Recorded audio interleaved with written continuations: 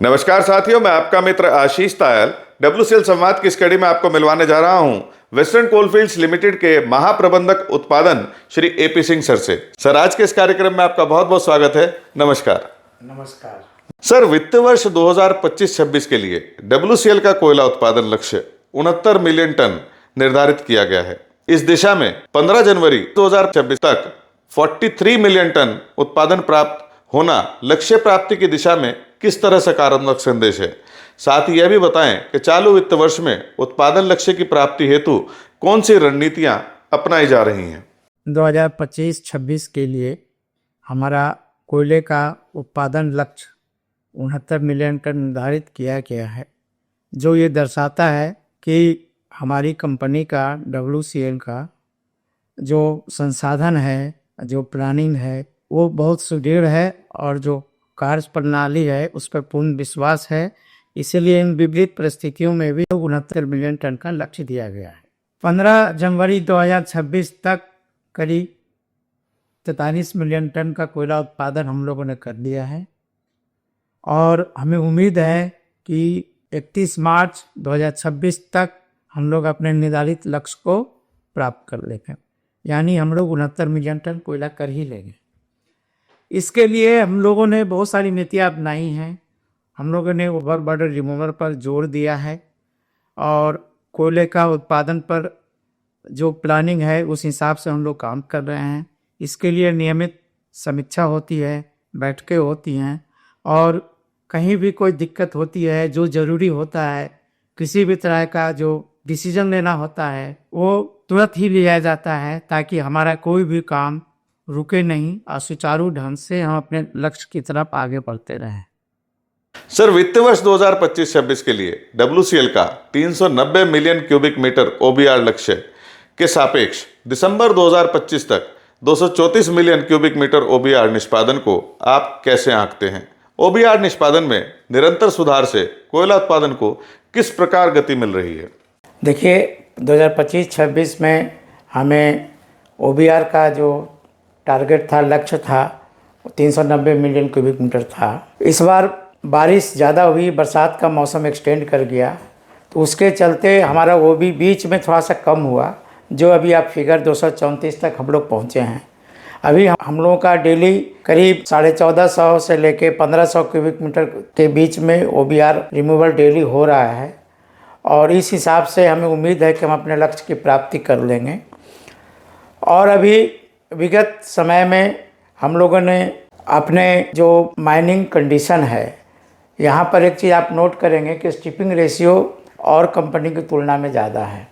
तो हमें 1 टन कोयला निकालने के लिए और कंपनियों के बनिस्पत कंपैरिजन में हमें ज़्यादा OB निकालना पड़ता है। उसके लिए हम लोगों ने कंपनी में OBR रिमूवल का काम आउटसोर्स किया है और उसमें जो प्रतिदिन का जो उनका लक्ष्य है वो ज़्यादा रखा गया है और जितने भी आउटसोर्सिंग कंपनियां हैं वो अपने मशीनों में लगातार सुधार कर रही हैं, जिसके कारण हम लोग इस लक्ष्य को प्राप्त करने में सक्षम हो रहे हैं। साथ ही साथ उनका जो हॉल रोड है और तकनीकी चीज़ें हैं उसमें निरंतर सुधार किया जा रहा है। कई एजेंसियां उसमें अपना निरीक्षण करती हैं और उसमें जो कमियां आती हैं उसको तत्काल प्रभाव से दूर किया जाता है।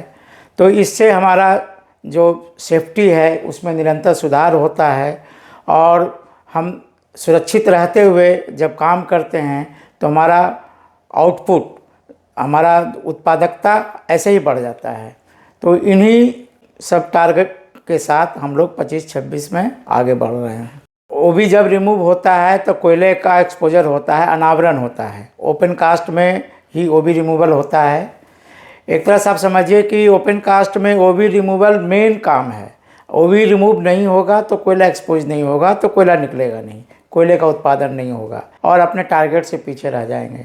तो अभी विगत 2 महीने से हम लोगों का OB का उत्पादन हम लोग निर्धारित लक्ष्य के आसपास हैं।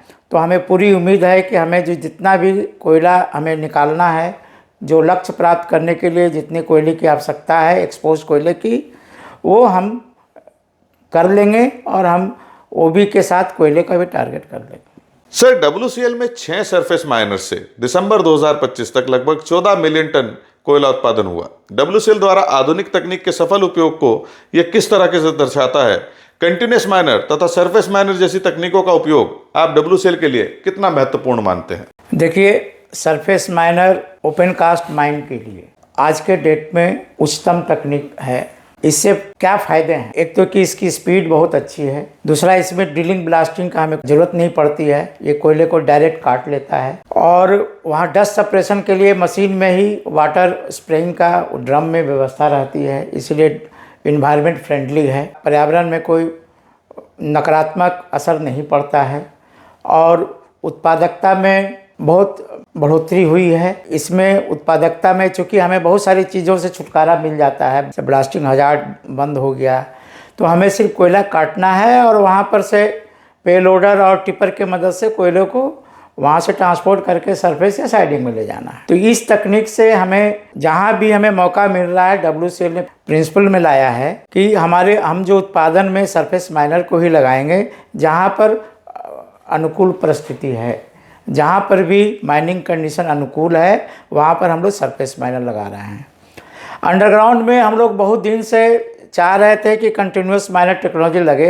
ये भी ओपन कास्ट में जो सरफेस माइनर है उसी तरह अंडरग्राउंड में कंटिन्यूस माइनर है, उसमें ब्लास्टिंग की आवश्यकता नहीं होती है और कंटिन्यूस माइनर का एक रीच होता है, तो ऑपरेटर पीछे रहता है, मशीन आगे रहता है, तो ऑटोमेटिकली हमारा सेफ्टी बढ़ जा रहा है और अनसपोर्टेड एरिया में मैन पावर के जाने की कतई आवश्यकता नहीं है। प्रोडक्टिविटी हमारा बढ़ रहा है, सेफ्टी बढ़ रहा है और हम लोग अभी प्रेजेंटली 3 कंटिन्यूस माइनर चल रहा है और अभी 2 में अवार्ड हुआ, एक तो तुरंत लगने वाला है। और सौनेर में हम लोगों ने करीब 1.5 साल पहले अवार्ड किया था, माइन तैयार है और उम्मीद है कि फर्स्ट वीक ऑफ मार्च 26 से वहाँ भी सरफेस माइनर लग जाएगा, स्टार्ट हो जाएगा और प्रोडक्शन सरफेस माइनर से चालू हो जाएगा। हम आगे के भविष्य में भी हम कंटिन्यूस माइनर बहुत सारे अंडरग्राउंड माइंस में ला रहे हैं। अभी बगोड़ा में भी हमने टेंडर किया है और भी सौनेर 2, सौनेर 3 है, उसके बाद बोडा माइन है, तवा 3 का काम अवार्ड हो गया है। और हम लोग एक चीज़ और बताना चाहूँगा मैं कि हम लोग इंडिजिनस माइनर्स जो भारत सरकार का जो पॉलिसी है उसके अंतर्गत हम लोग सौनेर 2 में इंडिजिनस माइनर लाने का सोच रहे हैं। अभी ये प्लानिंग स्टेज पर है और हमें उम्मीद है कि बहुत जल्दी इसको भी हम लोग प्राप्त कर लेंगे। भारत सरकार ने एक प्रोजेक्ट लॉन्च किया है मेक इन इंडिया, तो ये इंडिजिनस कंटिन्यूस माइनर उसी प्रोजेक्ट का एक हिस्सा है। कंटिन्यूस माइनर अभी तक भारत में बनता नहीं, तभी एक कंपनी अपने बना रही है और एक कंपनी और दे हैव प्रॉमिस्ड, उन्होंने प्रॉमिस किया है कि वो लोग भी बनाएंगे, या तो असेंबल करेंगे, बनाएंगे, फुली असेंबल भारत में करेंगे, कुछ पार्ट एटलीस्ट 30-40% पार्ट भारत में ही बनेगा और एक तो पूरा 100% भारत में बना रही हैं। तो इंडिजिनस का मतलब मेक इन इंडिया है और हमें अपने पैरों पर खड़ा होना है। आत्मनिर्भर भारत का ये एक भाग है और हम लोग माइनिंग सेक्टर में भी इसको इम्प्लीमेंट करेंगे। इसको करने से और माइनिंग में अगर हम लोग indigenous make in India instrument develop कर पाते हैं, उसके लिए कोल इंडिया स्टेप ले रही है, तो हम विकसित भारत का सपना भी बहुत जल्द पूरा कर लेंगे। सर, त्रैमासिक एवं अर्धवार्षिक कोयला स्टॉक मापन कार्य समय पर पूर्ण होना WCL की पारदर्शी एवं सुदृढ़ प्रबंधन प्रणाली को कैसे दर्शाता है? इन सभी पहलों और उपलब्धियों के माध्यम से WCL भविष्य में देश की ऊर्जा सुरक्षा को और अधिक सशक्त बनाने के लिए किस प्रकार तैयार हो रही है? देखिए, ये हम लोगों का इंटरनल है, हम लोग कोयला उत्पादन करते हैं और आपको ज्ञात हो कि WCL Wekoli public sector enterprise है, PSU है, तो हम लोगों को जितना अकाउंट्स है उसको क्लियर रखना है, ऑडिट कराना है। तो ये जो क्वार्टरली त्रैमासिक जो स्टॉक मेजरमेंट है, हमारा जो कोयला स्टॉक में बचा रह जाता है डिस्पैच के बाद, प्रोडक्शन करते हैं, कोयला डिस्पैच होता है, उसके बाद कुछ कोयला बचा रहता है आगे डिस्पैच होने के लिए। तो एक पर्टिकुलर डेट में 3 महीना ख़त्म होने के बाद, अभी 6 महीना ख़त्म होने के बाद एक 1 सप्ताह हम लोग समय देते हैं, 7 दिन समय देते हैं। उसमें हम लोग इंटर एरिया टीम से उसको मेजरमेंट कराते हैं और उसको बुक ऑफ अकाउंट्स में लाते हैं, अकाउंट को देते हैं।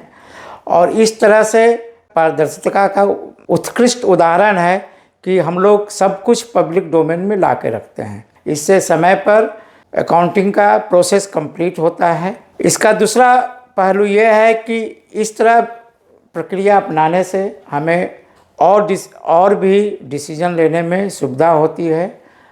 हमें पता चलता है कि आगे अब क्या करना है और पारदर्शिता को मेंटेन करने के लिए और क्या क्या कार्य करने हैं उसके बारे में भी हमें जो डिसीजन लेने होते हैं हम लोग ले पाते हैं। जहाँ तक WCL का रोल भारत में एनर्जी सिनेरियो को मेंटेन करने में है या उसकी वृद्धि करने के संबंध में मैं यही कहना चाहूँगा कि WCL बहुत ही स्ट्रेटेजिक लोकेशन पर है। ये central India plus west India में है। हम लोग महाराष्ट्र, गुजरात, पार्ट ऑफ कर्नाटका, मध्य प्रदेश के पावर प्लांट को कैटर करते हैं। Public sector power plant as well as कुछ प्राइवेट सेक्टर पावर प्लांट को भी हम लोग कैटर करते हैं और उनके डिमांड को हम फुलफ़िल करते हैं। और जो हमारी जो पारदर्शिता है, हमारा जो स्टॉक मेंटेनेंस का जो तरीका है, उससे हम ये सुनिश्चित कर पाते हैं कि ये लोग हमसे कोयला हमेशा लेते रहें। हम इन लोगों को कोयला सप्लाई करके भारत के एनर्जी सिनेरियो में अपना योगदान दे रहे हैं। सर, वित्तीय वर्ष 2025-26 की आखिरी तिमाही में बतौर WCL के महाप्रबंधक उत्पादन आप सभी क्षेत्रों को क्या संदेश देना चाहते हैं? मैं सभी समूचे WCL एवं सभी क्षेत्रीय महाप्रबंधकों को ये संदेश देना चाहूँगा कि अभी तक हमारी जो उपलब्धि है वो हमारे लिए गर्व है, लेकिन हमें यहीं नहीं रुकना है। आपको ज्ञात हो कि हमारा जो लक्ष्य है 69 मिलियन टन का है और अभी हम लोग 27 मिलियन टन करीब पीछे हैं। तन मन धन से पूरे जोश खरोश के साथ इस साल के बचे हुए समय में हमें कार्य करना है, सभी को काम पर लगाना है। सुरक्षा का ध्यान रखते हुए हमें लक्ष्य उत्पादन में भिड़ जाना है। हमें पूरा विश्वास है कि हमारी टीम WCL पिछले वर्षों की भांति इस बार भी लक्ष्य को प्राप्त कर लेगी।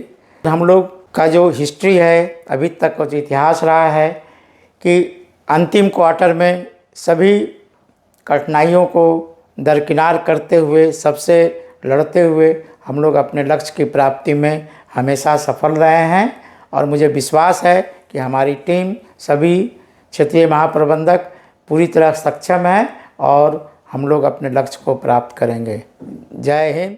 सर, आज के इस कार्यक्रम में आप हमारे साथ उपस्थित हुए, आपने बहुत ही महत्वपूर्ण जानकारी, अपने अनुभव हमारे कोयला परिवार के साथ साझा किए। इसके लिए हम आपका हृदय से धन्यवाद करते हैं। नमस्कार। नमस्कार। साथियों, WCL संवाद कार्यक्रम को आपने खूब सराहा, ढेर सारा प्यार दिया। इस कार्यक्रम को और अच्छा बनाने के लिए हम आपके सुझाव निरंतर आमंत्रित करते हैं। नमस्कार।